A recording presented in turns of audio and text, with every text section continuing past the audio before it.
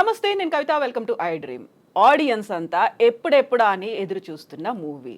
నేను కూడా చాలా ఎక్సైటెడ్గా ఉన్నాను అంటూ జూనియర్ ఎన్టీఆర్ చెప్పినటువంటి మూవీ రిలీజ్ అయింది. దేవరాకి సంబంధించి వ్యూస్ అనేవి ఎలా ఉన్నాయి, రియాక్షన్స్ ఎలా ఉన్నాయి, ఓవరాల్గా ఎన్ని పాయింట్స్ వేయొచ్చు? మనతో పాటుగా ఉన్నారు సీనియర్ జర్నలిస్ట్ జిఆర్ మహర్షి గారు. మహర్షి గారు నమస్కారం. నమస్తే కవిత గారు. సో 6 ఏళ్ల తర్వాత సోలోగా జూనియర్ ఎన్టీఆర్ హీరోగా వచ్చినటువంటి సినిమా దేవరా ఎలా అనిపించింది మీకు? అంత అనుకున్నంత లేదు. అంటే బహుశా హైప్ ఎక్కువ క్రియేట్ కావడం వల్ల ఓవర్ ఎక్స్పెక్టేషన్ కూడా దీనికి కారణమేమో. అలా ఎక్స్పెక్టేషన్స్ ఏమీ లేకుండా నార్మల్గా చూస్తే ఓకే. అట్లా కాకుండా ఇదేదో మనం ఒక అద్భుతం చూస్తున్నాం అనుకొని ముందే అలా అనుకొని వెళితే మాత్రం నిరాశపరుస్తుంది. బహుశా అభిమానులకు నచ్చుతుందేమో నాకు తెలియదు, కానీ నాకైతే కొంత నిరాశపరిచింది. 6 ఏళ్ల తర్వాత అనేసరికి కొరటాల శివ ఉన్నారు, జూనియర్ ఎన్టీఆర్ ఉన్నారు, అండ్ మ్యూజిక్ ఉంది, ఇవన్నీ యాడ్ ఆన్ అయ్యాయి అనేది కూడా వినిపించింది. ఎలా అనిపిస్తుంది మీకు? అంటే కొరటాల శివగారి సినిమాల్లో సహజంగా ఉండే ఎమోషన్స్ ఉంటాయే, అంటే క్యారెక్టర్ని ఆయన రిజిస్టర్ చేసే విధానము, ఆ ఎమోషన్స్ అవి మిస్ అయినాడు. లాస్ట్ ఆచార్యలో కూడా అది మిస్ అయింది. సేమ్ అదే కూడా దీంట్లో కూడా జరిగినట్టు అనిపిస్తుంది. ఎందుకంటే ఇద్దరు తండ్రి కొడుకుల కథ, అది మామూలు ట్రైలర్లోనే తెలుస్తుంది. నేనేం స్పాయిలర్ చేయడం లేదు. సినిమా గురించి మొత్తం నేను చెప్పి స్పాయిలర్ చేయను, కానీ తండ్రి కొడుకుల కథ అనేది మీకు ట్రైలర్లో చూడంగానే అర్థమవుతుంది. ఒక దేవర పాత్ర ఉంటుంది, దేవరకు ఒక కొడుకు ఉంటాడు. ఆ అమ్మాయి ట్రైలర్లో చెప్పే మాటలను బట్టి ఇతను తండ్రి అంత తోడు కాదు, రూపం వచ్చింది కానీ అతనికి పౌరుషం రాలేదు అనే ఒక డైలాగ్ ఉంది కదా. ఇద్దరి కథ చెప్తున్నాడు అతను. ఈ ఇద్దరి కథ చెప్తున్నప్పుడు మామూలు ఆయన చెప్పే 10 సినిమాలోనూ ఈ తండ్రి కొడుకుల కథ. ఆచార్యలో కూడా ఇంచుమించు తండ్రి, వాళ్ళు నిజ జీవితంలో తండ్రి కొడుకులు, సినిమాలో తండ్రి కొడుకులు కాదు, అంతే తేడా. ఏది ఆచార్యలో. సరే ఆచార్యతో మనకెందుకు పోలిక, కానీ ఇప్పుడు దేవరతో మాట్లాడాలి అనిపిస్తే ఆయన ఏమిటంటే ఒక కథని చెప్తున్నప్పుడు దాంట్లో కొన్ని క్యారెక్టర్స్, ఎమోషన్స్ని మనకు క్యారీ చేస్తాడు సినిమా అంతా.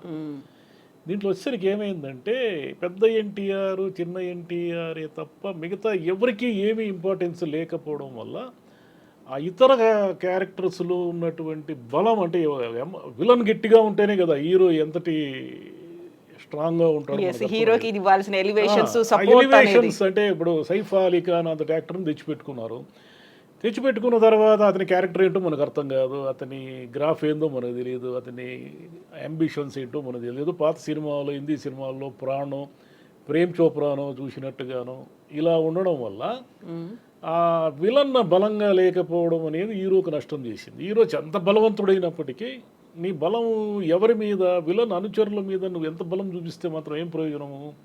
విలన్ అంత గట్టిగా నువ్వు ఢీకుంటే కదా, అది ఏదో మిస్ అయింది.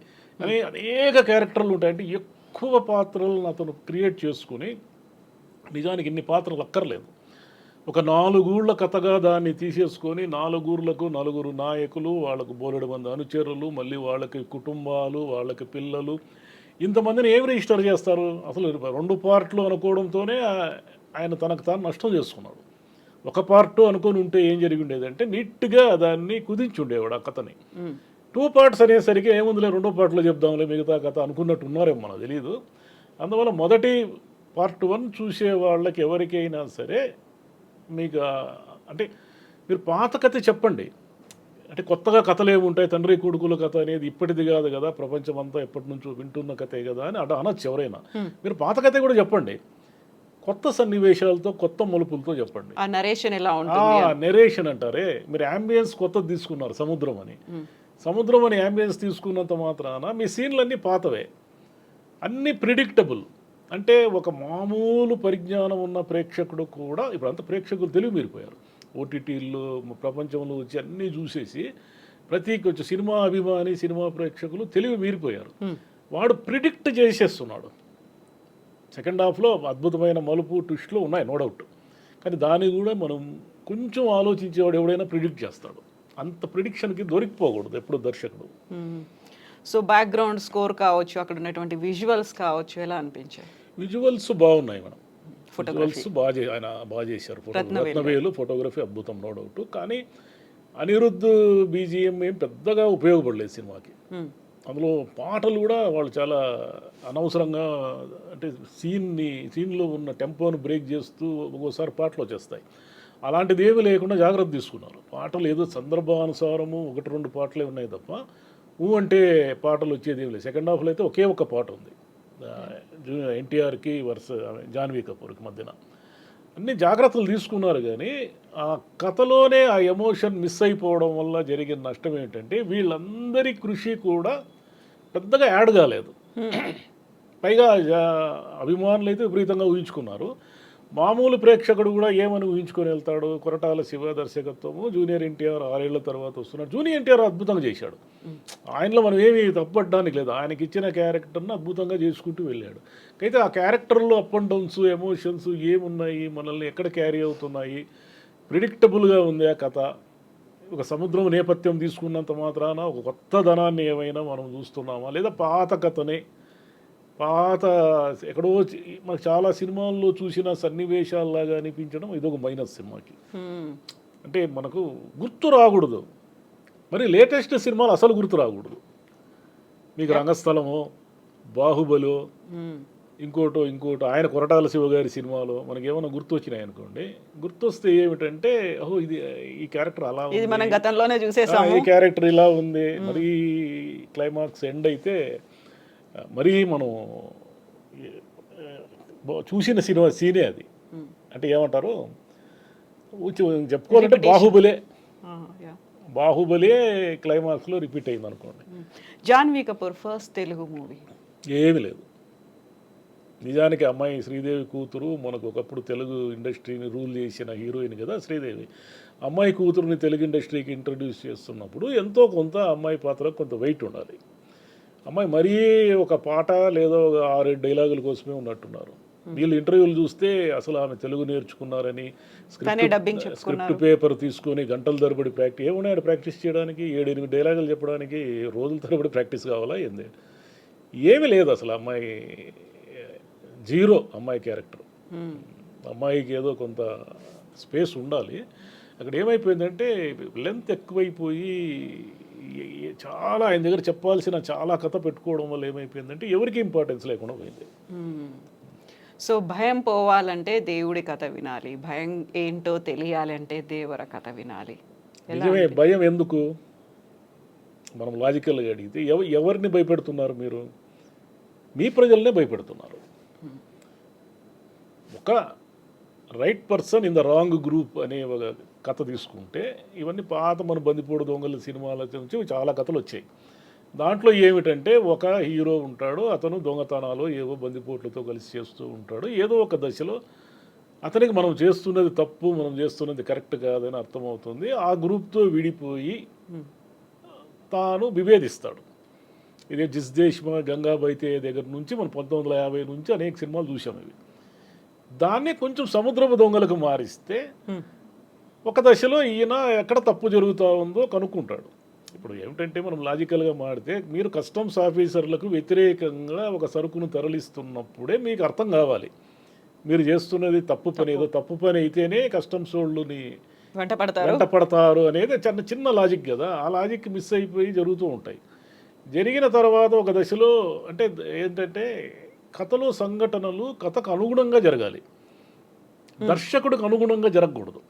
ఆ ఫ్లెక్సిబిలిటీ అనేది అంటే అతనికి అనుగుణంగా కథలో పాత్రలు ప్రవర్తించకూడదు. హీరో ఏదో ఒక చాలా విచిత్రమైన సందర్భంలో తెలుసుకుంటాడు మనం చేస్తున్న తప్పు అని. తెలుసుకున్న తర్వాత మీరెవరు అక్కడికి పోవడానికి వీలు లేదని తన వాళ్ళకి భయం పెడతాడు. అప్పటి వరకు దాని మీద బతుకు సాగిస్తున్న వాళ్ళు ఈయన చెప్పిన మాట విని భయాన్ని ఎందుకు ఫీల్ అవుతారు? అక్కడ ఏదో ఆ ఎమోషనల్ అటాచ్మెంట్ ఏదో ఉంటుంది, ఆ థ్రెడ్ని సరిగా లాగలేకపోయారు సినిమాలో. అది ప్రాబ్లం సినిమాలో. సో ఇప్పుడు దేవరా మూవీలో ముందుకు వెళ్తుంది, బ్లాక్ బస్టర్ హిట్ అవుతుంది, ఇలాంటివన్నీ కూడా సోషల్ మీడియాలో వినిపిస్తున్నాయి. ఆ యాంగిల్లో చూస్తే ఆ హిట్ అవ్వడానికి ఉన్నటువంటి ఎలిమెంట్స్ ఏమున్నాయి, ఏది ముందుకు తీసుకెళ్తుంది అనుకుంటున్నారు? ఇప్పుడు ఒకటే అభిమానులకు నచ్చుతుంది, 2 మరి తీసేసే సినిమా ఏం కాదు. అంటే అబ్బా భరించలేమురా బాబు అనుకునే సినిమా అయితే కాదు. ఎన్టీఆర్ తన భుజాల మీద సినిమాని మోసాడు 3 గంటల సేపు అనేది ఎక్కువ ఆ సినిమాకి. ఇంకా హీరోయిన్ అంటూ ఏమీ లేదు. మొదటి ఎన్టీఆర్కి భార్యగా నటించిన ఎవరు, ఆ పేరు కూడా ఎవరికి తెలియదు. రెండో ఎన్టీఆర్కి జాన్వీ కపూర్ నటించారు. ఆమె పేరు అందరికీ తెలిసినా ఆమె ఏమీ లేదు సినిమాలో. అదేవిధంగా ఏమిటంటే దర్శకుడు తనకు అనువుగా సన్నివేశాలు రాసుకోవడం వల్ల ఏమిటంటే దీంట్లో పండాల్సిన ఎమోషను టెంపో అంటే మీకు కొన్ని సన్నివేశం వీళ్ళు చాలా కాలంగా ఊదరగొడుతూ వస్తున్న సొరచేప అనే సన్నివేశం మామూలుగా ఉండదు అని అంటూ వచ్చారు. ఏముంది దాంట్లో డైరెక్ట్ గా సముద్రంలోంచి ఆకాశంలోకి చూడడానికి బాగుంది కానీ దాంట్లో ఏముంది మామూలుగానే ఉంది. అంటే ఆ సొరచేప చేసే బీభత్సం ఏదో మాకు రిజిస్టర్ అయితే ఆ సొరచేపను జయించిన వ్యక్తిగా హీరోని మేము మాకు టెంపోతో చూస్తాం, అంటే గూస్ బంప్స్ అంటారే అలా చూస్తాం. మీరు అది ఏమీ రిజిస్టర్ కాకుండా మేము సొరచేప సీన్లు అద్భుతంగా తీసామని మీరు అనుకుంటే మాకెందుకు అది? మేము ఫీల్ కావాలి కదా. మీరు ఏం తీసేటప్పుడు మీకు అన్నీ అద్భుతంగానే ఉంటాయి. స్క్రీన్ మీద మేము అపరిచితులు కదా, మీరు ఆ కథతో పరిచితమైన వ్యక్తులు, మీరు ఆ కథతో కొన్ని ఏళ్ల పాటు ట్రావెల్ చేసి ఉంటారు, మీకు అద్భుతంగానే అనిపిస్తుంది ప్రతిదీ. మాకెందుకు అద్భుతంగా అనిపించాలి? మేము డబ్బులు ఇచ్చి ఈరోజు పొద్దున్నే తెల్లవారుల జామున లేచి 5 గంటలకు లేచి వచ్చి సినిమా చూసాము. మేము మా టైము మా డబ్బులు ఇన్నింటినీ మీకోసం ఖర్చు పెట్టినప్పుడు మీరు కొంచెం బాధ్యతగా తీయాలా అక్కర్లేదా సినిమాని? మేము బ్లాక్ బస్టర్లు ఇస్తున్నామని మీరు అనుకుంటే ఎలా ఇస్తారు బ్లాక్ బస్టర్ ఈ కథతో? మీరు సాదాసీదారణమైన కథనంతో సాదాసీదా కథతో అయితే ఓపెనింగ్స్ వస్తాయి, డబ్బులు రావచ్చు, హిట్ టాక్ కూడా రావచ్చు, దాన్ని నేనేమి విభేదించను. కానీ కొరటాల శివ ఎన్టీఆర్ గారి కాంబినేషన్లో అందరూ ఎక్స్పెక్ట్ చేస్తున్న సినిమా అయితే ఇది కాదు. ఈ అంచనాలను అయితే ఇది అందుకోలేదు. అందుకోలేకపోవడానికి కారణం ఏమిటంటే దీన్ని 2 పార్ట్లు అనుకోవడం ఒక తప్పు. సీక్వెల్ గా ఇంకోటి వస్తుంది. 2 పార్ట్లకు తగిన కథని ఏదేదో ఊహించుకునేసి ఫస్ట్ పార్ట్లోనే కథ లేకుండా చేసుకోవడము. ఫస్ట్ పార్ట్లో మీరు అనుకుంటున్న కథ ఒక పెద్ద ఎన్టీఆర్ ఒక దశలో తను చేస్తున్న పని తప్పు అని అనుకుని తర్వాత రెండో ఎన్టీఆర్ వస్తాడు, తండ్రికి సంబంధించినది ఏదో భయాన్నో ఏదో దాన్ని అతను ప్రొటెక్ట్ చేస్తూ ఉంటాడు అనేదే కదా కథ. ఇంక ఈ కథలో మీరు కొత్తగా చెప్పేది ఏముంది? గూడెంలో ఆయుధ పూజలు, వాళ్ళ గూడెంలో నాయకుల మధ్య ఫైటింగులు, ఇవన్నీ ఎన్ని చూసేసాం మేము. సముద్రం అనే యాంబియన్స్ ఏదో కొత్తగా కొన్ని సీన్లలో చూపించారు కానీ అవి కూడా ఇంగ్లీష్ సినిమాలు చూసి పిరేట్స్ ఆఫ్ ది కరీబియన్ చూసిన వాళ్ళకి అవి ఏమంతా ఈ మీరు చూసిన సముద్రపు సీన్లు ఏం ఆనవు కదా. సో మీరు సినిమా చూసి బయటకు వచ్చిన తర్వాత మీకు రిజిస్టర్ అయినటువంటి సీన్స్ ఏమున్నాయి? పర్టికులర్గా జూనియర్ ఎన్టీఆర్ యాక్షన్కి సంబంధించి ఫైటింగ్ కావచ్చు, అంటే కొన్ని సన్నివేశాల్లో ఆయన బాగా చేశారు. కొన్ని యాక్షన్ సన్నివేశాలు అంటే ఫైట్లు అంటే మరీ నరుక్కోవడమే ఉంటుంది అక్కడక్కడ. అంటే అందుకే కదా సముద్రం ఎర్ర సముద్రంగా మారుతుంది. అందుకే ఆయన ఎన్టీఆర్ వాళ్ళ తల్లి దగ్గర మాట్లాడే సీన్ 1-2 కానీ, లేదా ఆయన ఆ ఎమోషన్ అంటే వీళ్ళని మనం చేస్తున్న తప్పు మనం ఇంతకాలం చేసింది కరెక్ట్ కాదని గ్రహించినప్పుడు కానీ, ఈ రెండో ఎన్టీఆర్ దగ్గరికి వచ్చినప్పుడు 1-2 సన్నివేశాలు ఇట్లా. అంటే ఆయన మంచి నటుడే, నో డౌట్. ఆ నటన ఎలివేట్ అయ్యేంత స్పేస్ ఆ సీన్లో ఉండాలి. ఆ సీన్లో లేనప్పుడు ఇప్పుడు అతనికి ఒక కుటుంబం ఉంటుంది, ఆ కుటుంబంతో ఏమైనా ఎమోషనల్ అటాచ్మెంట్ అంటే అదేం పెద్దగా కనపడదు మనకు. అసలు ఆయనకు ఒక కూతురు ఉన్న విషయం సెకండ్ హాఫ్లో చాలాసేపు నాకు అర్థం కాలే. డైరెక్టరు దేవరకు ఒక కూతురు ఉందనేది సినిమాలో పెట్టాడు. దేవరకు ఒక కూతురు ఉందనే విషయము సెకండ్ హాఫ్లో చాలా సినిమా చూస్తే కానీ నాకు అర్థం కాలేదు. నాకే కాదు, మామూలు ప్రేక్షకులు కూడా అర్థం కాదు ఆయనకు ఒక కూతురు. ఎక్కడైనా మీరు రిజిస్టర్ చేయాలి కదా. కొడుకుతో చిన్నప్పుడు కథలు చెప్తాడు కానీ దేవరా కూతురుని దగ్గరకు తీసుకొని ఎప్పుడైనా కథ చెప్పుంటే మనకు ఇతనికి ఒక కూతురు ఉందని తెలిసేది. మీ కన్వీనియంట్గా ఒక సన్నివేశాన్ని సృష్టించడానికి చిన్న ఎన్టీఆర్ చెల్లెల్ని అవమానించారు ఎవరు అనే ఒక ఫైట్ని సృష్టించడం కోసము మీరు ఒక కూతురు ఉందని రిజిస్టర్ చేస్తే ఎట్లా మాకు? సో మీరు 5కా 10కా ఎన్ని పాయింట్స్ వేస్తారు మీరు? మామూలు 5కే కదా ఇస్తారు, 2.5. సో పర్లేదు, మంచి యావరేజ్ టాక్. అంటే మన ఎక్స్పెక్టేషన్స్ ఎక్కువగా ఉండడం వల్ల ఆ సినిమాకి మామూలుగానే ఉంటే దాని ఏం పెద్దగా పెద్ద జనానికి అంత పెద్ద ఇదేం అనిపించదు. కానీ మనం ఓవర్ ఎక్స్పెక్టేషన్స్, మనం సముద్రపు దొంగలు ఏదో పెద్ద సినిమాని క్యాన్వాస్లో చూస్తున్నాము అనే ఫీలింగ్ ఈ ప్రచారం క్రియేట్ చేయడం వల్ల తీరా థియేటర్లోకి పోయేసరికి అంతేమీ లేదు అనే దాంతో మనం బయటకు వస్తాం. సో ఇది డైరెక్టర్స్ మూవీ కాదు, హీరోస్ మూవీ అంతే. హీరో మూవీనే ఇది కంప్లీట్. శివ గారు తన దగ్గర అంటే ఆయన రైటింగ్లోనే ఎక్కడో తేడా కొట్టేసింది. ఆయన రైటింగ్లోనే ఏదో లాస్ట్ ట్విస్ట్ ఆధారంగా ఆయన ఏదో కథనేదేదో అల్లుకొని చివరికి బాహుబలి గుర్తొచ్చే ఒక తప్పు కదా. మీరు హిట్ అయిన సినిమాల నుంచి ఇన్స్పిరేషన్గా తీసుకుని మీ కొత్త సీన్లు మీరు తయారు చేసుకోవాలి. హిట్ అయిన సినిమా, బాగా హిట్ అయిన సినిమాలోని ఒక సన్నివేశాన్ని మీరు క్లైమాక్స్లో పెట్టడం వల్ల మీ మీద గౌరవం పోతుంది కదా ప్రేక్షకులకి. అయ్యో ఈయన కూడా ఇంతేనా, ఈయన ఏదో పెద్ద డైరెక్టర్ అనుకున్నామే, ఈయన ఏంది మరి ఇటు తీశాడే అనుకునే దానివల్ల ఆయనకు నష్టం అది. బట్ ఆయన ఫెయిల్ కాలేదు, అట్లని ఏదో ఫస్ట్ క్లాస్ కూడా రాలేదు, ఏదో బటాబొటిగా అలా పాస్ అయ్యాడు. సో రెగ్యులర్ ఒక సినీ సామాన్య ప్రేక్షకుల్లాగా వెళ్ళి చూస్తే సరిపోతుంది. చూస్తే ఏ కాదు, Yes, ప్రశాంతంగా చూడొచ్చు. Yes, దాని మీద ఏదో అద్భుతాలు అనుకుంటే మాత్రం మీరు సొరచేపని ఎన్టీఆర్ వేటాడతాడు అనుకుంటే మాత్రం ఏమీ జరగదు. సొరచేప మీద ఆయన ఎక్కువ వస్తాడు అంతే. ఎస్ మహర్షి గారు, థ్యాంక్ యూ సో మచ్ అండి. Thank you.